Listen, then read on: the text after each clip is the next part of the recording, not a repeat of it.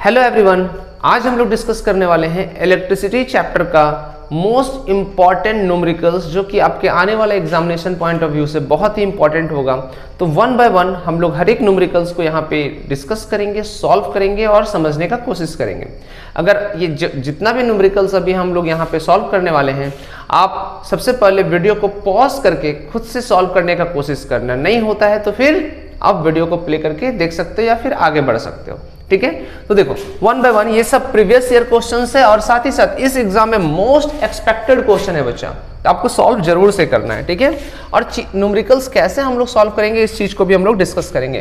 First question है बच्चा, calculate the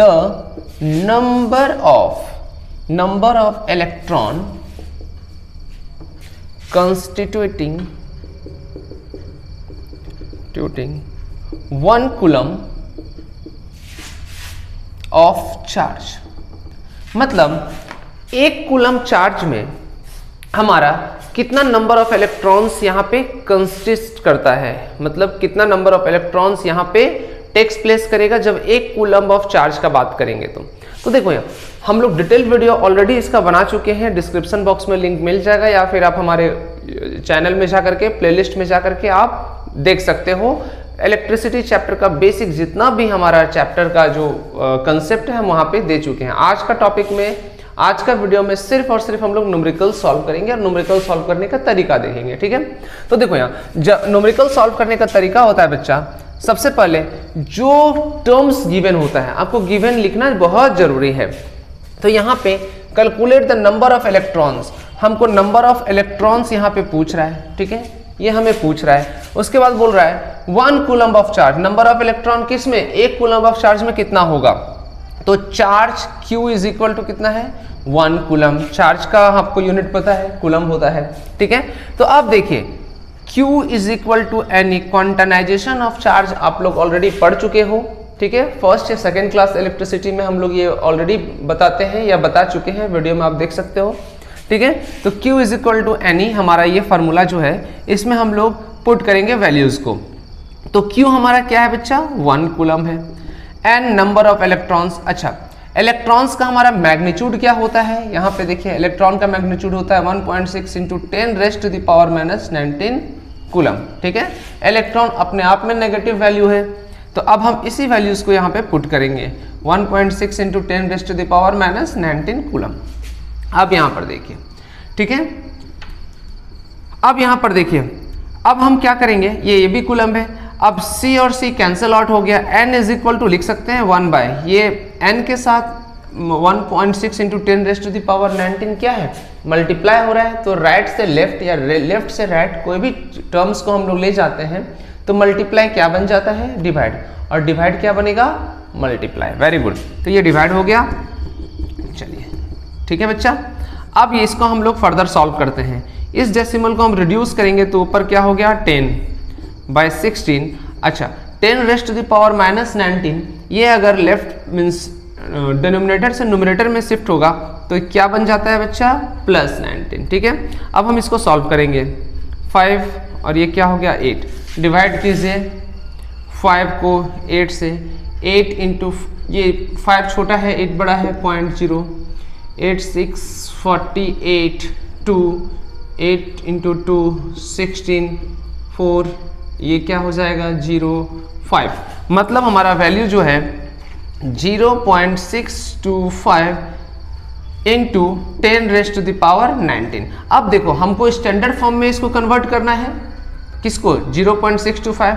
तो इस डेसिमल को हम कहाँ प्लेस करेंगे, लेफ्ट से राइट। और जब लेफ्ट से राइट हम लोग प्लेस करते हैं तो हमारा जब लेफ्ट से राइट डेसिमल को प्लेस करेंगे तो ऊपर 10 raise to the power -1 automatically multiply होगा। तो 6.25 into 10 raise to the power 19 -1, तो कितना आंसर आ गया बच्चा, 6.25 into 10 raise to the power 8 electrons. तो हमारा आंसर क्या हो गया, 6.25 into 10 raise to the power 19 -1 18 electron. ठीक है, ये हमारा एक कूलम ऑफ चार्ज में कितना नंबर ऑफ इलेक्ट्रॉन्स फ्लो करेगा, 6.25 into 10 raise to the power 18। ये ऑलरेडी क्वेश्चन पूछा हुआ है, 2 कंटिन्यूअस ईयर में ये क्वेश्चन पूछा है 2 मार्क्स में बच्चा। ठीक है, आई होप समझ में आ गया होगा। चलिए नेक्स्ट क्वेश्चन अब हम लोग देखते हैं। वीडियो को पॉज करके स्क्रीनशॉट ले लीजिएगा आप लोग, अदरवाइज आप खुद से सॉल्व कर लिए तो अच्छा है, मतलब आपका कंसेप्ट सही है। अब आते हैं नेक्स्ट क्वेश्चन में, question number 2। In how much time 9 into 10 raised to the power 3 coulomb of charge will flow if an electric current of 6 ampere is drawn by an electrical appliance. देखिए ये question में क्या बोल रहा है बच्चा, ये क्वेश्चन में बोल रहा है सबसे पहले वीडियो को पॉज करके खुद से सॉल्व करो, नहीं होता है तो फिर वीडियो को प्ले करना। अब ये आई होप आप लोग ट्राई कर लिए होंगे। In how much time 9 into 10 raised to the power 3 coulomb of charge will flow if an electric current of 6 ampere is drawn by an electrical appliances. यहाँ आपको टाइम फाइंड करना है, कितना समय लगेगा 9 into 10 raised to the power 3 coulomb charge को flow करने में, जब करंट उससे कितना ड्रॉ हो रहा है, करंट 6 एम्पियर। कहाँ पे ये फ्लो कहाँ कर रहा है, किसी भी इलेक्ट्रिकल अप्लायंसेस में कर रहा है। तो आपको पता है बेसिक फंडा कि हम लोग न्यूमेरिकल सॉल्व करने के लिए सबसे पहले गिवन वैल्यू लिखते हैं और बोर्ड एग्जाम में आपको लिखने का मार्क्स आता है, आपको लिखना है। जितना अच्छे से आप लिखोगे मार्क्स आपको उतना अच्छे से मिल पाएगा, क्योंकि वहाँ स्टेप मार्किंग होता है बच्चा। तो चलो सॉल्यूशन में हम लोग आते हैं। तो given Q is equal to how much it has been given 9 into 10 raised to the power 3 coulomb of charge. अच्छा करंट क्या दिया हुआ है, 6 एम्पियर दिया हुआ है। अब हमको फाइंड क्या करना है, T फाइंड करना है, ठीक है। तो अब हम जान रहे हैं I इज इक्वल टू क्या होता है बच्चा, Q बाय T। सबसे आसान, सेकेंड क्लास में ही हम लोगों ने ये पढ़ा था, I is equal to Q by T, ठीक है। तो अब हम इसमें पुट करते हैं वैल्यू को। Q का वैल्यू क्या है, 9 into 10 raised to the power 3। Time कितना है फाइंड करना है, और I का वैल्यू क्या है, 6 एम्पियर। अब चलिए यहाँ पे सॉल्व करते हैं। तो T इज इक्वल टू हो जाएगा बच्चा आपका 9 into 10 raised to the power 3 coulomb by 6 ampere, है ना। अब सॉल्व करो, 3 into 2 6, 3 into 3 9। तो T इज इक्वल टू 3, अच्छा 3 यहीं पर और सॉल्व करो तो 3 डिवाइडेड बाय 2 1.5 लिख सकते हैं, into 10 raised to the power 3 coulomb per ampere. तो यहाँ देखिए T इज इक्वल टू, अब T का यूनिट क्या होता है, सेकेंड होता है, तो हमको इसको कुछ लिखने का, कूलम पर एम्पियर लिखने का जरूरत है क्या, ये टाइम हो गया, सेकेंड का यूनिट मीन्स टाइम का यूनिट सेकेंड होता है। अब इसको हम लोग सॉल्व करते हैं, 1.5 into 10 raised to the power 3 मतलब 1000। इस डेसिमल को हटाएंगे तो क्या आ गया, नीचे 10, 0 0 कैंसिल।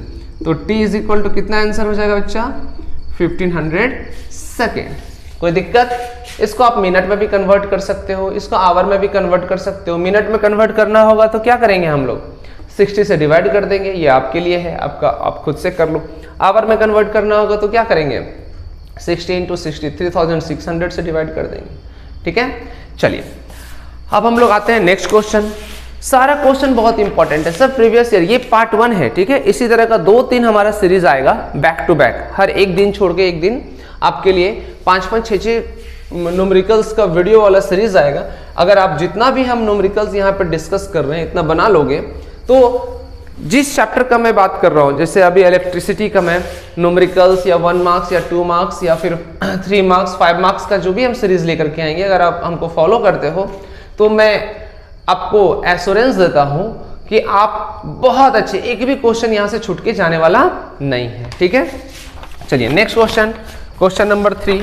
यहाँ क्वेश्चन नंबर 3 डिफाइन 1 वोल्ट बोल रहा है बच्चा, डिफाइन 1 वोल्ट, ये भी प्रीवियस ईयर क्वेश्चन है, ठीक है। और साथ ही साथ इसमें एक और क्वेश्चन है, calculate the amount of energy, the amount of energy consumed in carrying a charge of 1 coulomb through a battery of 3 volt. ठीक है, ये आपका क्वेश्चन है। अब देखो 1 वोल्ट को डिफाइन करना है, तो 1 वोल्ट को हम डिफाइन कैसे करेंगे, आपको पता है ये डेफिनेशन है। अब अगर इसका डिटेल वीडियो चाहिए तो आपको मेरा प्लेलिस्ट में जाइए, वहां पे आपको इलेक्ट्रिसिटी का डिटेल वीडियो मिल जाएगा, वहां से आप कंसेप्ट लेकर के आएंगे तो और अच्छे से आप सॉल्व कर सकते हैं। अदरवाइज अगर थोड़ा बहुत भी कंसेप्ट है तो आप देखोगे तो आपको समझ में आ जाएगा। तो 1 वोल्ट को क्या है, V इज इक्वल टू क्या होता है बच्चा, W/Q, यही होता है। तो हम इसी को डिफाइन करेंगे, और मीन्स ये जो हमारा पोटेंशियल डिफरेंस का यूनिट क्या है, वोल्ट होता है। ठीक है, अच्छा ये वर्क डन का यूनिट क्या होता है, जूल होता है, और यहां लिख देता हूं मैं, ये जूल है, और Q मीन्स हमारा चार्ज का यूनिट क्या है, कूलम्ब है। तो हम इसको किस तरह से डिफाइन कर सकते हैं, 1 वोल्ट अगर कुछ नहीं है, हम जानते हैं किसी भी नंबर को 1 से मल्टीप्लाई या डिवाइड करें तो रिजल्ट क्या होता है, सेम होता है। हम अगर 1 यहाँ लिखें means 1 volt is equal to 1 joule by 1 coulomb, लिख सकते हैं ना। ठीक है, तो अब इसी को डिफाइन करेंगे। 1 वोल्ट किसके बराबर है, जब 1 जूल ऑफ वर्क होगा, 1 जूल ऑफ वर्क किसके टर्म्स में हो रहा है, चार्ज के टर्म्स में हो रहा है। कहां से, इन्फिनिटी से किसी भी एक पॉइंट में, कहां एक पॉइंट में, सोर्स चार्ज के इलेक्ट्रिक फील्ड के किसी एक पॉइंट में लाने में जो वर्क डन होगा उसी को 1 वोल्ट बोलते हैं। ठीक है, चलिए इसी को लिखते हैं।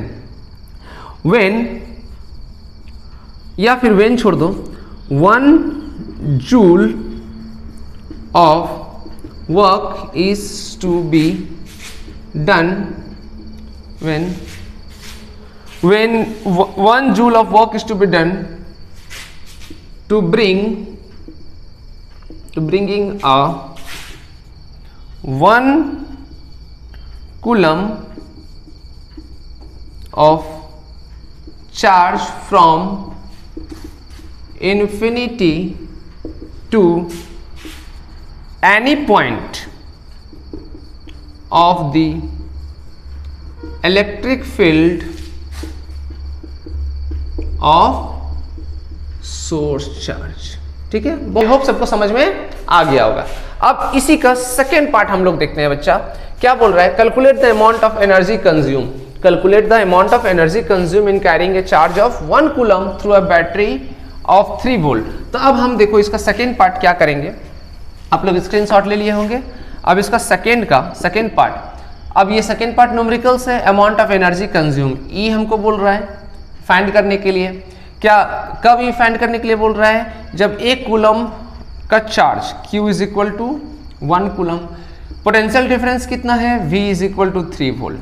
तो अब यहाँ पर हम लोग जानते हैं बच्चा V is equal to W/Q, ये हम लोग जानते हैं। अच्छा ये एनर्जी और वर्क डन, एनर्जी का यूनिट क्या होता है, जूल, वर्क डन का यूनिट क्या होता है, जूल। तो जहां भी एनर्जी होगा वहां आपको वर्क डन समझना है। कैसा work done, electrical work done. तो यहाँ पर ब्रैकेट में मैं W लिख देता हूं, आपके लिए जो चीजें आसान हो जाएगा। तो हमको यहाँ पे calculate the amount of energy, मतलब W फाइंड करना है, मतलब E फाइंड करना है। ठीक है, तो V इंटू Q हो जाएगा। तो वोल्टेज हमारा कितना है 3, चार्ज कितना है 1 कूलम्ब। ठीक है, तो अब हमारा एनर्जी क्या हो गया 3 इंटू 1, और एनर्जी का यूनिट जूल होता है, तो 3 जूल। कोई दिक्कत, आई होप सबको समझ में आ गया होगा। चलिए नेक्स्ट क्वेश्चन हम लोग देखते हैं। अब जो फोर्थ क्वेश्चन है, फोर्थ क्वेश्चन बच्चा, find the current drawn from the battery. चलिए current drawn from the battery है, जब 4 रजिस्टर, ये सर्किट डायग्राम वाला क्वेश्चन है। चलो बहुत अच्छा है, अगर आपको सर्किट डायग्राम से रिलेटेड कोई भी डाउट है तो आप नीचे पूछिएगा, इसके लिए मैं एक डेडिकेटेड वीडियो लेकर के आपके सामने आऊँगा, क्योंकि इससे क्वेश्चन रहता ही रहता है, बहुत ही इंपॉर्टेंट है ये question. Find the current drawn from the battery by the network of 4 register shown in the figure। ठीक है, अब फिगर में बना रहा हूं, देखिए यहां पे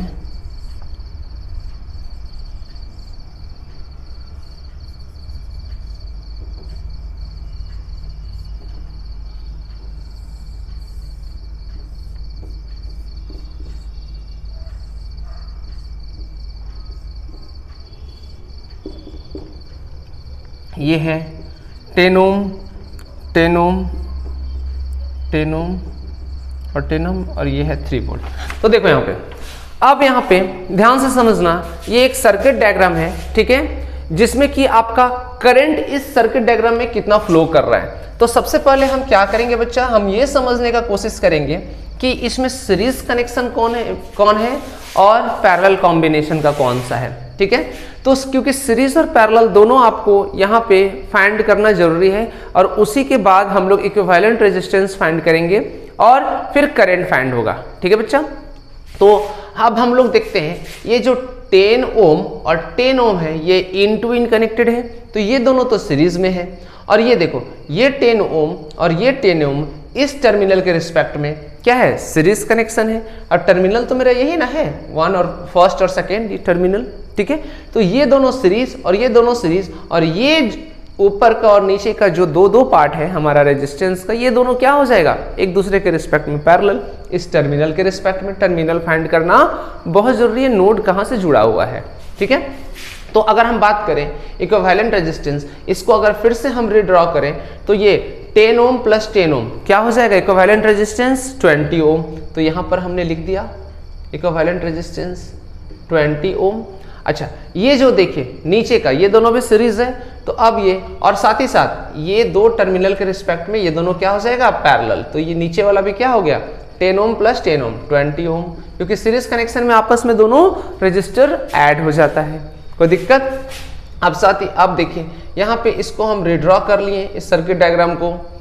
ठीक है, चलिए, हो प्लस माइनस ये 3 वोल्ट है। अब यहाँ पर इक्विवेलेंट रेजिस्टेंस हम लोग फाइंड करेंगे। अब ये दोनों पैरेलल कॉम्बिनेशन में हो गया, तो 1/RP हमें पता है पैरेलल कॉम्बिनेशन का फॉर्मूला क्या होता है हम लोग इक्विवेलेंट रेजिस्टेंस निकालने के लिए। 1/RP is equal to 1/R1 plus 1/R2। तो यहाँ देखिए 1/RP is equal to 1/20 plus 1/20। ठीक है, यहीं पे कर रहा हूँ 1/RP is equal to 20 LCM 1 plus 1। उसके बाद यहाँ पे कर रहा हूँ अच्छा रेसिप्रोकल दोनों साइड कर देते हैं। RP is equal to 20/2 cancel हो गया, कितना हो गया 10 ohm, means resistance in parallel is equal to हमारा हो गया बच्चा 10 ओम। कोई दिक्कत। चलिए लेफ्ट साइड वाला हम ये थोड़ा सा इरेज कर रहे हैं सॉल्व करने के लिए। तो जो इक्विवेलेंट रेजिस्टेंस हो गया वो मेरा 10 ओम हो गया। अगर हम इस सर्किट डायग्राम को फिर से रिड्रॉ करेंगे तो कुछ इस तरह से हमें सर्किट देखने को मिलेगा। इक्विवेलेंट रेजिस्टेंस का मैं बात कर रहा हूँ। ये हमारा 10 ओम हो गया, ये 3 वोल्ट हो गया प्लस माइनस। अब हमको करंट फाइंड करना है, तो बाय ओम्स लॉ के according V is equal to IR होता है। I इज इक्वल टू क्या हो जाएगा, V/R। कोई दिक्कत यहाँ पे। I हमारा फाइंड करना है, तो वोल्टेज कितना है 3 और R हमारा क्या है 10 एम्पियर, तो I is equal to 0.3 ampere. This is our answer. कोई दिक्कत यहाँ पर, यहाँ तक। लोग नेक्स्ट आते हैं नेक्स्ट क्वेश्चन पे बच्चा। वो नेक्स्ट क्वेश्चन है, ये भी क्वेश्चन बहुत इंपॉर्टेंट है। आज हम लोग बहुत बेसिक क्वेश्चन डिस्कस कर रहे हैं न्यूमेरिकल्स, जो कि 2 मार्क्स के लिए इंपॉर्टेंट है ना। नेक्स्ट वाला वीडियो में भी हम लोग न्यूमेरिकल्स लेके आएंगे इलेक्ट्रिसिटी का, जो कि थोड़ा सा लेवल हाई होगा, 3 मार्क्स का होगा। ठीक है, उसके बाद एक और वीडियो आएगा इलेक्ट्रिसिटी का न्यूमेरिकल से रिलेटेड, वो कॉम्प्लेक्स होगा, थोड़ा लेवल का होगा, जो कि 5 मार्क्स में आता है। इसके बाद हम लोग केस स्टडी का वीडियो लेकर के आएंगे, और उसके बाद असर्शन रीजन का, और उसके बाद हम लोग एक 1-2 घंटे का मैराथन कर लेंगे। जितना हम लोग पढ़े हैं उसको अगर आप जितना मैं बोल रहा हूँ उतना कर लोगे तो इलेक्ट्रिसिटी से कोई भी आपका क्वेश्चन छूटने का नहीं है। उसके बाद लाइट में हम लोग आएंगे, लाइट के बाद फिर magnetic effect of electric current. ठीक है, तो चलिए लास्ट क्वेश्चन है बच्चा हमारा, question number 5। So how would you join 3 resistor each of resistance 9 ohm so that the equivalent resistance of the combination is, first one is 13.5 ohm and second one is 6 ohm। मतलब 3 register है हमारे पास जो कि 9 ओम का है और हमको equivalent resistance find करना है किसको यूज करते हुए, 9 ओम का 3 रजिस्टर को यूज करते हुए। और पहला आउटपुट हमें चाहिए 13.5 ओम, हमें इक्विवेलेंट रेजिस्टेंस कितना मिलना चाहिए 13.5 ओम, और सेकेंड में 6 ओम मिलना चाहिए। तो अब हम क्या करेंगे, यहाँ पे ध्यान दीजिए, सबसे पहले हमको 13.5 ohm resistor equivalent register find करने के लिए हमको देखना पड़ेगा कि 9 ओम का रेजिस्टेंस है उसको किस तरह से हम अरेंज करें। तो अगर हम सीरीज में कनेक्शन करते हैं बच्चा, तो सीरीज कनेक्शन में हमें पता है जितना भी रजिस्टर होता है वो अल्जेब्रिकली ऐड हो जाता है एज इट इज। अगर हम 9 ओम का 3 रजिस्टर को ऐड करेंगे तो 27 ओम आ जाएगा आंसर। तो ये हमारे लिए फ्रूटफुल नहीं होगा, हमें तो 13.5 ओम चाहिए। अगर 3 रजिस्टर को अगर हम पैरेलली कनेक्ट करते हैं तो हमारा जो इक्विवेलेंट रेजिस्टेंस है वो 9 ओम से कम आएगा। ये चीज़ तो आपको पता है, बेसिक क्लासेस में आप लोग पढ़ चुके हो, नहीं पढ़े हो तो आप जाके प्लेलिस्ट में आप देख सकते हो हमारे प्लेलिस्ट में, ठीक है। तो अब हम क्या करेंगे, कोई 2 रेजिस्टेंस को हम पैरेलल कनेक्ट करेंगे, ठीक है। चलिए पैरेलल कनेक्ट किया तो फिर जो बचा हुआ एक रेजिस्टेंस, ये ए का है, और जो बचा हुआ एक रेजिस्टेंस है उसको हम सीरीज में कनेक्शन कर देते हैं। कोई दिक्कत, ये देखिए 9 ओम 9 ओम 9 ओम। अब देखो ये दोनों रेजिस्टेंस को अगर हम इक्विवेलेंट रेजिस्टेंस फाइंड करेंगे तो क्या होगा, 1/Rp is equal to 1/9 plus 1/9। कोई दिक्कत नहीं, बहुत अच्छा। तो 9 1 प्लस 1, अगर हम रेसिप्रोकल करते हैं बच्चा तो क्या आता है, Rp इज इक्वल टू 9/2 4.5 ओम। तो जो मेरा इक्विवेलेंट रेजिस्टेंस बने यहाँ पर इस दोनों को कंबाइन करने के बाद जो मेरा ये दोनों रेजिस्टेंस के बदले इक्विवेलेंट रेजिस्टेंस जो बनेगा उसका सर्किट डायग्राम कुछ इस तरह से होगा। ये हो गया हमारा 4.5 ओम और ये हो गया हमारा 9 ओम। तो आप देखो इक्विवेलेंट रेजिस्टेंस 9 प्लस 4.5 कितना हो गया, मीन्स R1 प्लस R2, तो 4.5 ओम प्लस 9 ओम तो 13.5 ओम। RS इज इक्वल टू 13.5 ओम, ठीक है। फर्स्ट वाला समझ में आ गया आपको। अब आते हैं नेक्स्ट सेकेंड में। सेकेंड का भी इसको हम लोग मिटा करके सॉल्व करते हैं, आप लोग स्क्रीनशॉट ले लिए होंगे। अब सेकेंड जो है बच्चा हमें चाहिए 6 ओम, है ना, इसको यूज करते हुए 6 ओम चाहिए। तो अगर हम हीट एंड ट्रायल मेथड से आपको दिखा रहे हैं, मान लीजिए अगर हम तीनों रेजिस्टेंस को पैरेलल कॉम्बिनेशन के साथ रखते हैं तो देखते हैं क्या वैल्यू आता है। मैं आंसर नहीं बता रहा, ये एग्जैक्ट आंसर नहीं है, मैं आपको बताने के लिए कर रहा हूं। अगर हम Rp का वैल्यू 1/9, आपको पता है 1/Rp इज इक्वल टू क्या होता है, 1/R1 plus 1/R2 plus 1/R3 plus dot dot dot 1/Rn, ठीक है। तो अगर हम कुछ इस तरह से सॉल्व करते हैं तो देखते हैं हमारा वैल्यू क्या आता है, 9 1 प्लस 1 प्लस 1, तो 1 मीन्स अगर हम इसका रेसिप्रोकल करें तो क्या हो जाएगा 9/3, तो 3 ओम। लेकिन हमें कितना चाहिए 6 ओम। इक्विवेलेंट रेजिस्टेंस अगर हम पैरेलल में चाहिए तो हम मीन्स हमको 6 ओम चाहिए, तो हम तीनों को पैरेलल नहीं कर सकते, मतलब हमको कॉम्बिनेशन को चेंज करना होगा। तो हम क्या करते हैं, 2 सीरीज करते हैं बच्चा, ठीक है, और उसके बाद एक हम इसमें पैरेलल कॉम्बिनेशन करते हैं। ये देखिए 9 ओम 9 ओम और 9 ओम, तो ये दोनों रजिस्टर जो है एक दूसरे के रिस्पेक्ट में सीरीज में है और ये दोनों रेजिस्टेंस इसके रिस्पेक्ट में पैरेलल में है। तो अब हम इक्विवेलेंट रेजिस्टेंस फाइंड करते हैं। 9 प्लस 9 18 ओम। अब ये देखो नया जो हमारा इक्विवेलेंट सर्किट डायग्राम बनेगा वो कुछ इस तरह से बनेगा, है ना। अब 18 ओम और 9 ओम हमारा क्या है, पैरेलल कॉम्बिनेशन। अब हम इसको सॉल्व करते हैं। 1/Rp is equal to 1/R1 plus 1/R2, तो 1/Rp is equal to 1/R1 क्या है 18 प्लस 1/R2 क्या है 1/9, तो 1/Rp is equal to 18 1 plus 2, तो RP इज इक्वल टू 18/3। देखो इक्विवेलेंट रेजिस्टेंस कितना आ गया बच्चा, 6 ओम आ गया। समझ में आ गया सबको कि किस तरह से हम हीट एंड ट्रायल मेथड को यूज करके प्रैक्टिस करोगे तो आपको खुद ब खुद आ जाएगा, है ना। अगर प्रैक्टिस में नहीं है, इस तरह का क्वेश्चंस आ गया तो आप heat and trial method use करोगे, है ना, कि आप पहले सीरीज कॉम्बिनेशन में एक बार ट्राई करके देखोगे, फिर पैरेलल में, फिर सीरीज फिर पैरेलल, लाइक दैट। तो आपको और मीन्स जो भी डिजायर्ड रिजल्ट है आपको मिल जाएगा। आई होप आज का क्लास सबको समझ में आया होगा। 5 जो हमने न्यूमेरिकल्स किया है एग्जामिनेशन पॉइंट ऑफ व्यू से बहुत इंपॉर्टेंट है। नेक्स्ट वीडियो में हम लोग इसी को फर्दर एक और वीडियो लेकर के आएंगे जो कि लेवल थोड़ा सा कॉम्प्लेक्स होगा और वो भी प्रीवियस ईयर क्वेश्चंस होगा। और अगर आप इस तरह का क्वेश्चन बना पा रहे हो तो मतलब प्रिपरेशन आपका सही चल रहा है। चलिए, all the best, thank you, take care.